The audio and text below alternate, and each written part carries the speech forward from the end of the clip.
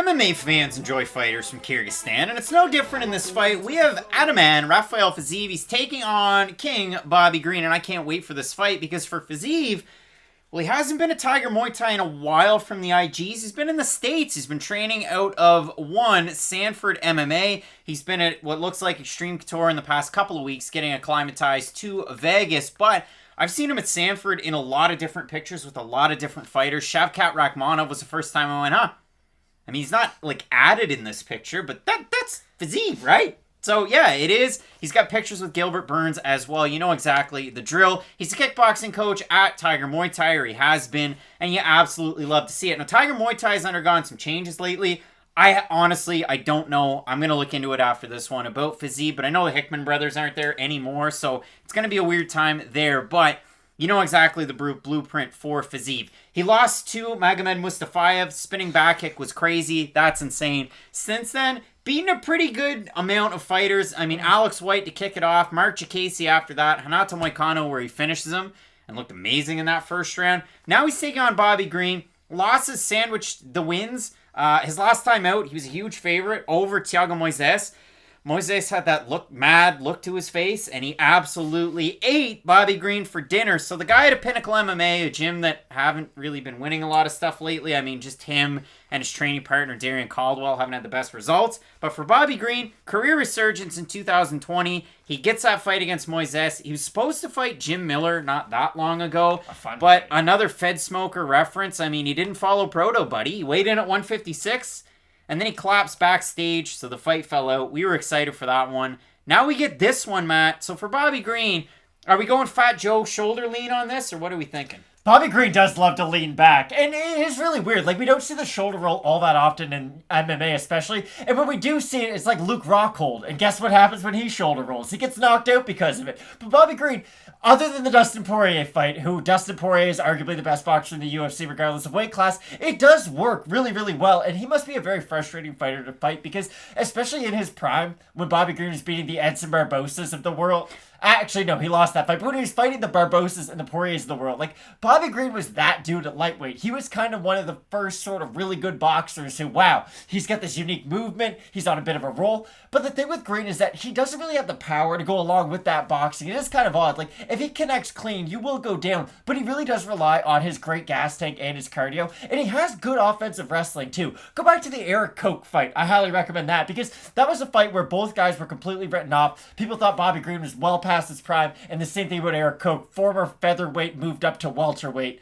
Just crazy. But still, Bobby Green in that fight, he used his boxing. The stand-up wasn't going all that great for him, and immediately put on his wrestling shoes, started shooting double-leg takedowns, and put on ground and pound like he was Khabib Nurmagomedov. And even his defense when he fought Clay Guida not that long ago, it was there too. It really was. And for Bobby Green, he's just a fun fighter at the end of the day. He is. I don't know many people who enjoy the sport of MMA who dislike watching Bobby Green fight, because it is. He talks trash to you, he's pointing at you when he hits you, he's shoulder rolled out of the way, and he does have a crazy amount of volume to go along with it. Like, Bobby Green fights are normally fun fights. This is my problem with all of that.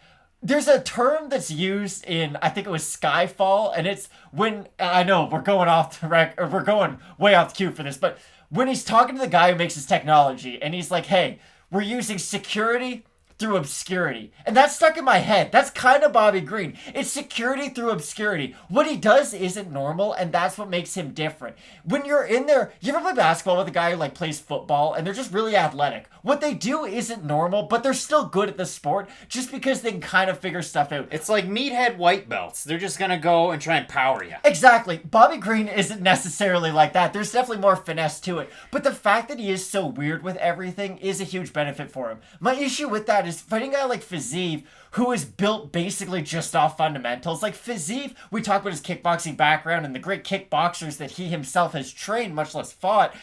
He doesn't do anything that flashy. It is a lot of that high tie style, moving that front leg up and down. He's very fast. I forget whose hand speed I said they bought from Costco, but Fiziev is probably has the fastest hands on this card, I would say. Osbourne. Ode Osbourne, there you go. Fiziev is probably a faster striker than Ode Osbourne, and the way that he can throw his combinations is really nice too. The weird thing about Fiziev, though, is He has good power, but he's a fighter who really decides when he's throwing his power shots and when he's throwing his strikes in combination. Even look at the Moicano fight. It's like pitter-patter, hard shot, and then that puts him down. When Fiziev is doing that kind of stuff, that's when he's at his most dangerous, and that's going to open up holes in Bobby Green's game. If you throw feints and make him roll prematurely, then you're going to catch him setting back to his midpoint, and he's going to be walking into a strike a lot of those times. I think Fiziev is too high level of a striker to fall for those shoulder rolls. Like, Dustin Poirier is a really, really good boxer, but I don't even think he's at the level of pure striking that Fiziev's at, and he was able to read the boxing of Bobby Green. I think Fiziev can kind of do the same game plan. It won't be just hand related. He's going to throw the leg kick too, but I don't think Bobby Green can strike with Fiziev, and I don't think he's going to just go out there and shoot double legs, so I think Fiziev's going to have an easier striking fight than a lot of people realize. With Fiziev, I talked about the pictures, some with Gilbert Burns, some with Shavkat Rakhmonov, some with star of Here Comes the Boom, Kevin James, so you never know what Rafael Fiziev we might get. I mean, if you really think about it, Fiziev, he trained Kevin James, Krzysztof Szozinski trained Kevin James in that movie, so Krzysztof Szozinski wins? Is this the Canadian-Polish guy? I don't know, Matt. In this fight, when we have a look at the odds for this one, Fiziev opened a big favorite. He opened up a minus 145. He's a minus 330 right now.